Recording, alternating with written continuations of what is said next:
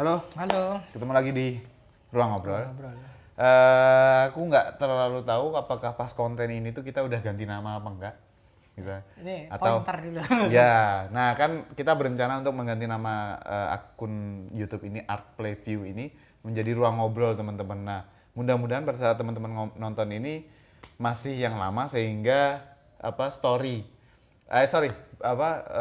history dari YouTube-nya juga masih terkoneksi sama Art Playview gitu. Oke, kita kesampingkan nama akun. Nih kita mau ngobrolin tentang James Gunn nanti masuk ke Peacemaker juga Iya. pasti gitu lah. Soalnya kita mau membahas Peacemaker udah kelamaan. Udah kelamaan. Akhirnya ada poin tersendiri yang muncul tentang Yang bisa James dibahas, Gunn gitu. Nah, kami berdua sih ngelihat James Gunn ini teman-teman, director yang cukup apa ya, kalau orang Jawa bilang tuh bejo. Bejo, ya benar. Kalau orang Jawa itu Beruntung. iya sih, sebetulnya kisaran beruntung lah. Bisa jadi lebih di atasnya beruntung, tapi bisa dianggap seperti itu karena setelah dipecat dari Marvel, dijelek-jelekin, terus kemudian diambil sama Warner Bros, dikasih proyek di Suicide Squad yang isinya karakter-karakter sampah, terus kemudian filmnya stand out, bagus, kritikan bagus, pendapatan nggak tahu. Pendapatan berapa ya? Nggak ngerti ya Ya, tapi yang jelas trennya positif. Trennya positif, terus kemudian dapat Peacemaker yang juga trennya sangat positif. Itu adalah superhero yang tidak diinginkan, tidak diinginkan fans, tapi pas tayang dicintai. Maksudku, Nggak hanya diinginkan, nggak diketahui bahkan. maksudku gini, urgensinya bikin Peacemaker tuh Apa apa sih gitu? Apa sih orang Itu bahkan sepede itu loh, Gan. Iya. Sebelum Suicide Squad tayang, dia udah bilang. udah syuting mungkin ya. Belum. Belum ya. Tapi udah bilang bahwa Peacemaker akan dapat serial gitu kan. Gitu. Ya, jadi tapi kan ya lucu, ya unik gitu loh teman-teman bahwa James Gunn itu di Guardians of the Galaxy pertama itu mendapatkan sorotan yang luar biasa dari director yang tidak dikenal, terus kemudian dari karakter-karakter Marvel yang tidak dikenal, Dalam tanda kutip ya. dalam tanda kutip ya gitu. Ternyata filmnya bisa tersampaikan sebegitu apik dan epic dengan skala yang meskipun kosmik luar angkasa, tapi kan James Gunn tuh mempersonalkan Iya. taste dari Guardian of the Galaxy Itu kemudian pertama. jadi masalah sih kalau buatku ya. Iya, ya bisa jadi. Tapi kita bisa sepakat jadi. Guardian of the Galaxy itu film yang enjoyable. Enjoyable banget. Walaupun nanti aja. Nanti aja. Ada, gitu. ada poinnya. Ya, Guardian of the Galaxy kedua saya nggak mau bahas karena saya nggak suka. saya nggak mau bahas itu. Dan lagian ini kontennya bukan tentang itu kan. Iya, kita tentang Gitu. James Gunn. Oke, nah kemudian habis itu dia Dan kebebasan berekspresi. Nah, itu dia. Kemudian James Gunn ditendang, terus bikin Suicide Squad.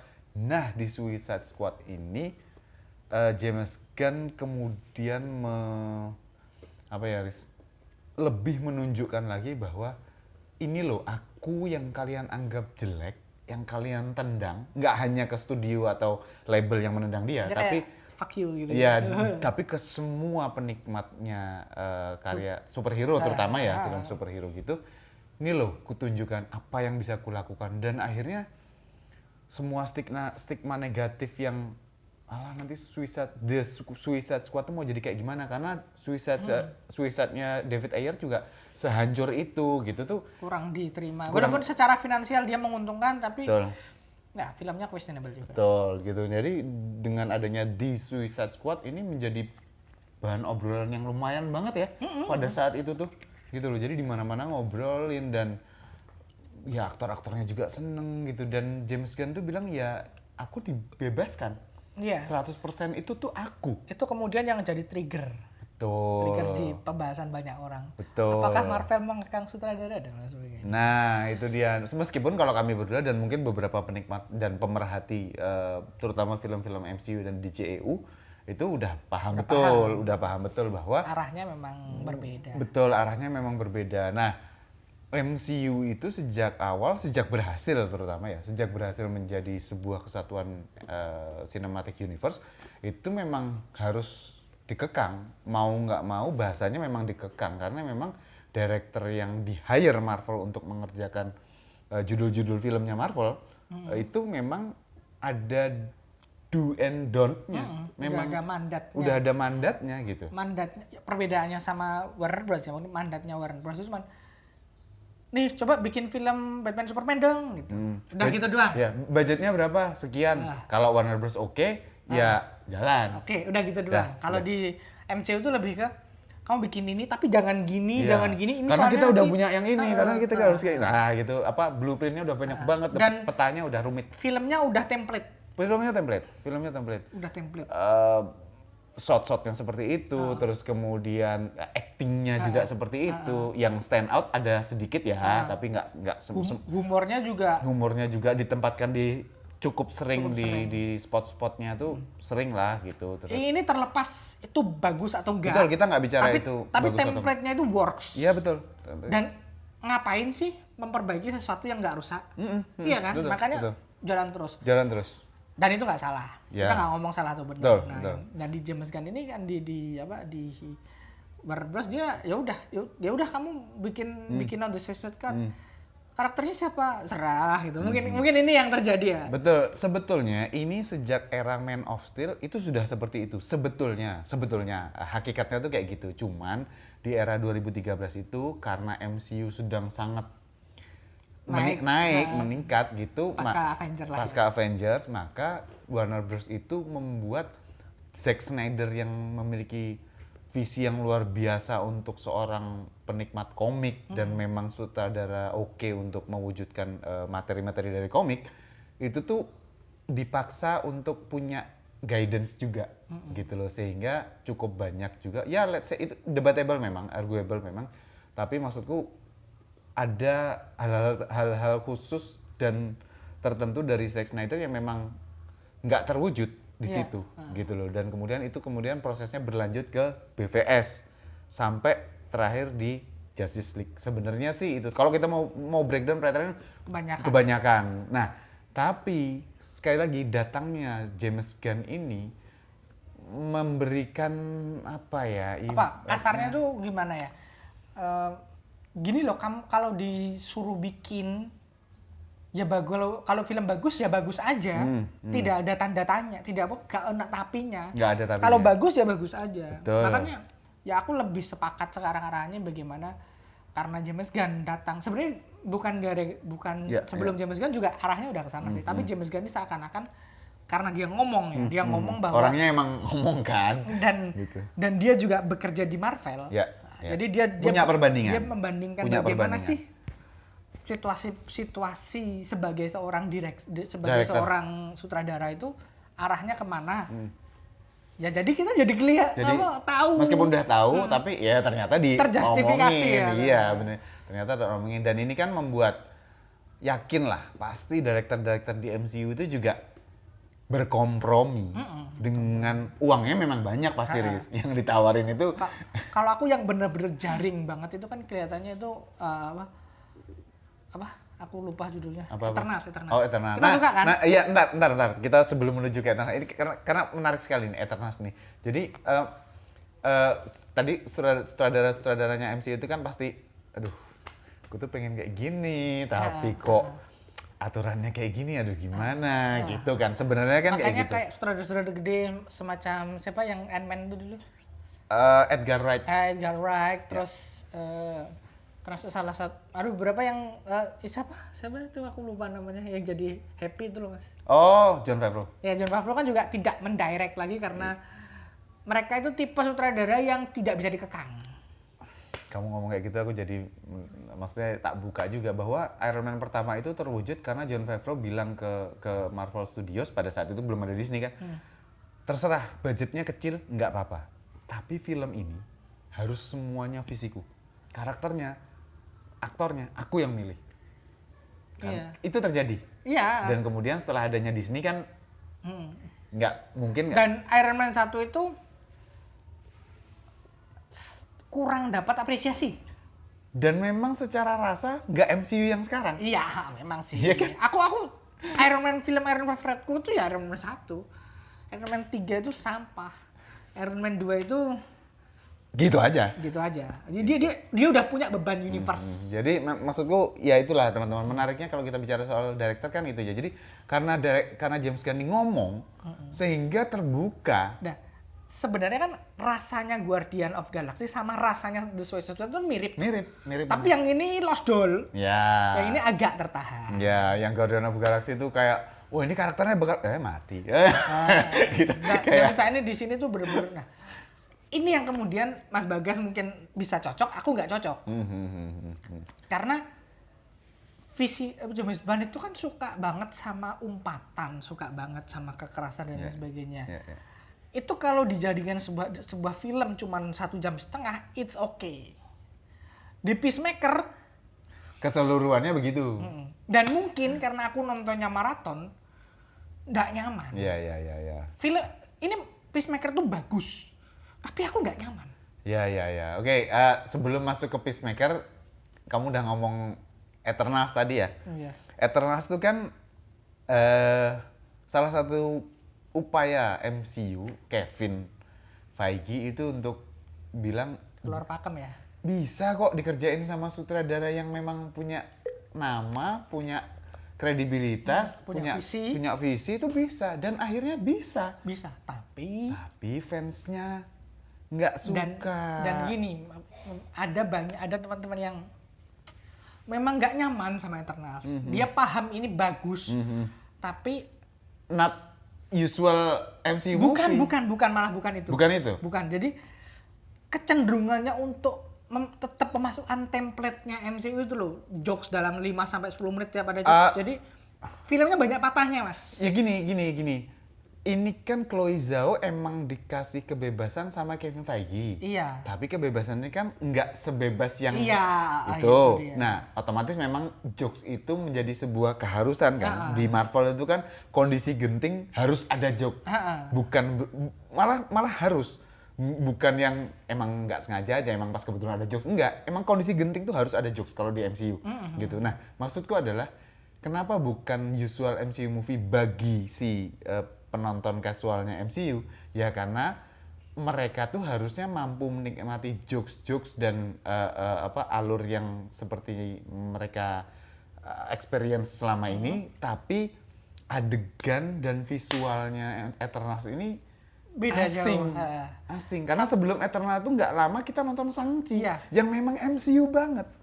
Gitu. Makanya terus kemudian kalau aku juga paham bagaimana kita yang berharap sesuatu yang grand, tapi kemudian patah di beberapa adegan gara-gara di hampirnya setiap 5 menit joke. Iya, betul. Nah, itu sih.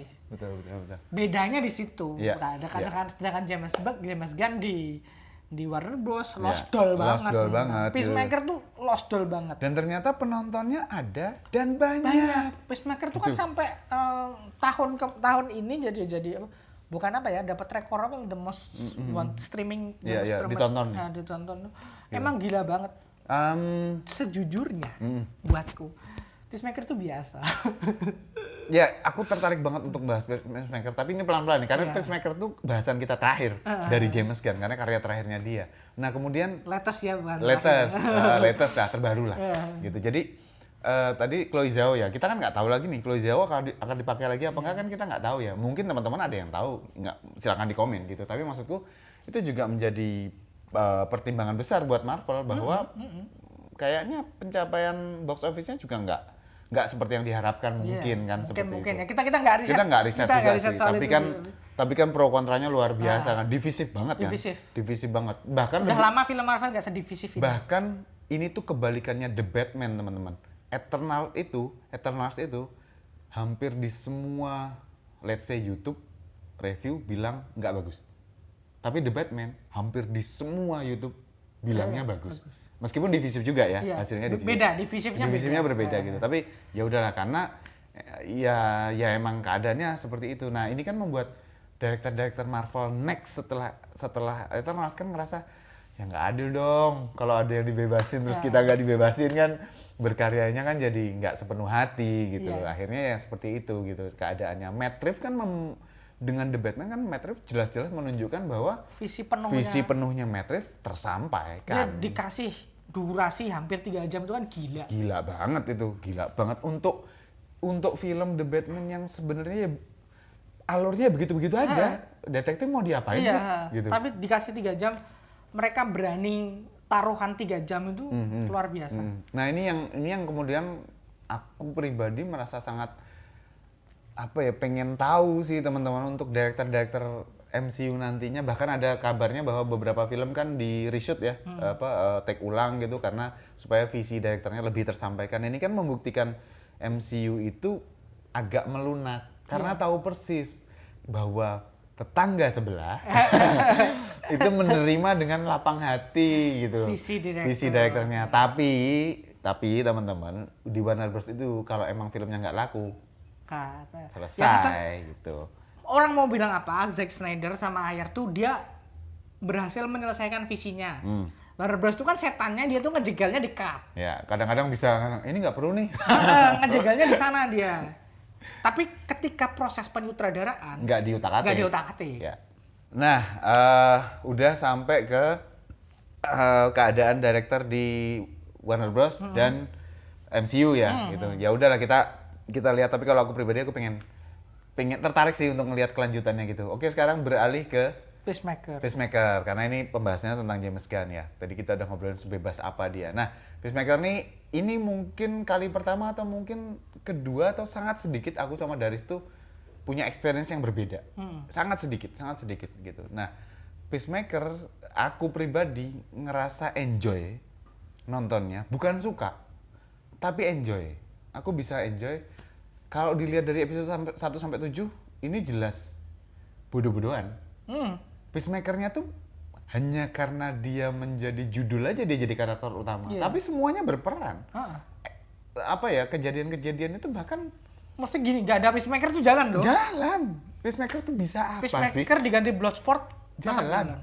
Maksudnya itulah gitu. Cuman memang John Cena tuh entah sedang dinaikkan atau emangnya dianya yang lagi oke gitu. Jadi memang ya nggak apa-apa. Maksudnya nggak ada jeleknya juga judul Peacemaker dan John Cena dijadikan setinggi itu. Dan oke gitu. Terbukti memang fansnya penontonnya juga banyak. Ya kayak maksudnya gini. Aku bilang tadi Peacemaker tuh bagus. Secara objektif aku bisa bilang bagus, tapi aku nggak enjoy. Betul. Makanya perbedaannya tuh cuma di dua ini. Bahkan teman-teman, aku nonton itu bisa habis selesai terus pengen lagi meskipun sanggupnya cuma mungkin maratonnya 3 mungkin habis itu besok lanjut 3 lagi terus terakhir 1 misalnya kayak gitu karena ada pekerjaan lain juga. Nah tapi sampai sebegitunya karena pengen tahu kelanjutannya tapi nggak peduli sama Peacemaker-nya sebetulnya loh. Sebetulnya tuh nggak peduli sama Peacemaker. Yang kupedulikan adalah ini tuh sebenarnya James Gunn ini otaknya gimana sih, mau kemana gitu loh.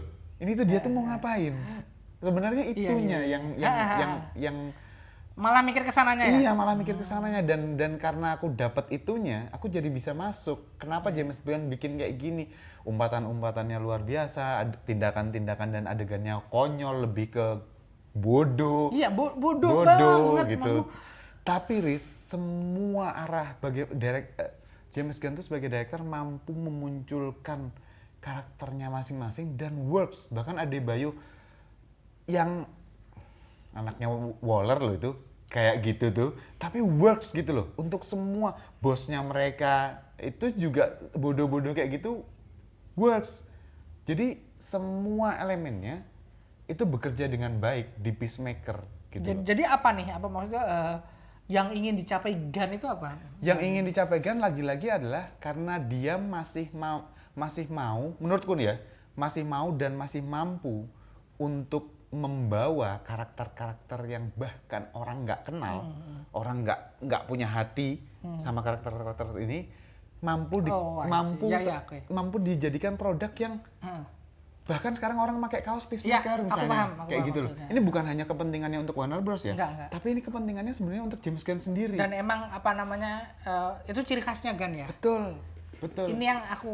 Ini yang mungkin fans fanatik akan marah ke Gunn. Tapi fans kasual akan welcome. Maksudku gini. Ketika kamu nonton Guardian of Galaxy, kemudian kamu baca Annihilation, Atau udah ngikutin lama ya? Udah ngikutin komiknya lama gitu. Iki sopo? Iya, Ya kan? betul. Sama halnya. Betul. Sama halnya kemudian ini Peacemaker-nya kan beda tuh. Sama Peacemaker yang kita tahu. Beda banget. Ya, Tapi karena dia aktor apa dia bukan aktor. Maksudnya apa? Dia karakter kelas C lah. Ya. Nobody cares. Iya, betul. James Gunn sama John Cena kan sama-sama bejo ya dalam hal ini gitu. Ya Tapi betul, Riz. Maksudku aku juga nggak sebegitu ngikutinnya Peacemaker di komik ya. Lebih tepatnya memang lagi-lagi nggak peduli ya. Maksudnya karakter Tyr itu tuh ngapain sih dibahas gitu. Lebih tepatnya kan seperti itu. Tapi di sini tuh aku enjoy terhadap how James Gunn tuh deliver. Iya. Itunya sih. Jadi memang aku nggak peduli. Lebih ke berarti Mas, lebih ke bagaimana dia bukan direksinya ya. Iya. Tapi cara dia bikin karakter dicintai orang ya. Kalau aku masalahnya di direksinya soalnya. Bagaimana dia itu terlalu kebablasan tiap 3 Lost Doll itu tadi. 5 menit fuck itu kan. Iya. Dan adegannya kan kalau dalam dan kebodohannya itu Mas, ya ampun, aku tuh sampai kalau misalnya durasinya 48 menit itu kan bisa dibilang paling minimal separuhnya tuh goblok kan. Iya. Sebenarnya loh. Kata-katanya lah, tindakannya kan. Jadi ngapain sih ini ditonton gitu kan sebenarnya. Aku jujur merasakan kan gitu kan sebenarnya. Mungkin karena maraton ya. Mungkin kalau aku nontonnya mingguan masih lebih bisa apresiasi. Tapi karena maraton bener-bener capek banget, sebel. Betul. Nah, tapi ini bagus. Aku paham mau kemana. Skripnya bagus, Riz. Skripnya bagus banget. Itu juara. Keren. Alurnya terus kemudian ya apa penempatan kejadiannya tuh ya meskipun goblok itu tadi tapi tetap ya itu universe-nya dia. Iya. Gitu loh. Maksudnya bahkan di The Suicide Squad pun kayak gitu kan. Iya, maksudnya pada saat adegannya benar-benar bisa bikin mata kita berkaca-kaca terus dipeluk si Igli gitu, malah dia selfie gitu kan. Itu kan enggak, tapi ya itu James Gunn. James Gunn tuh orangnya tengil usil kan ya. Jadi memang begitu dan in a good way sih. In a good way maksudnya, tapi ini kan warna yang dibutuhkan. Iya. Warna yang dibutuhkan gitu. Jadi suka nggak suka itu masalah berbeda.